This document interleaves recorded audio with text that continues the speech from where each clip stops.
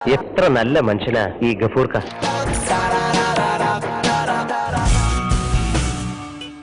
ഗഫൂറെ ഇറങ്ങി വാടാ വൃത്തികെട്ടവനെ, ഇങ്ങോട്ട് ഇറങ്ങി വരാൻ. മര്യാദക്ക് ഇറങ്ങി വരാനാ നിന്നോട് പറഞ്ഞത്.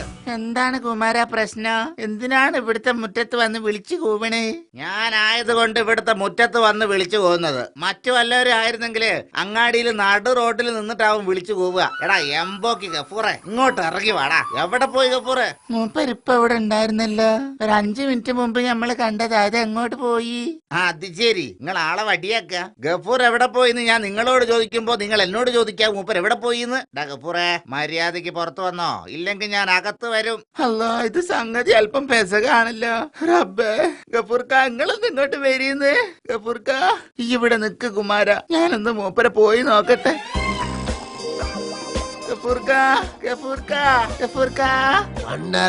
ഈ സൂറാവി ഒക്കെ കോളാക്കുന്ന തോന്നണ്. പടച്ചോനെ, ഗഫൂർഖാന്റെ കാല് ഇവിടെ കട്ടിന്റെ ചോട്ടിൽ വെച്ചിട്ട് ഇപ്പൊ അഹനത് എങ്ങോട്ട് പോയി? കുമാരാ ഓടിവാ, വേഗം വാ. പൊന്നു കുമാരാ, ഗഫൂർഖാന്റെ കാല് മാത്രമേ പോരേലുള്ളൂ. നിങ്ങള് മുയ്മനുണ്ടായിരുന്ന കള്ള പന്നി.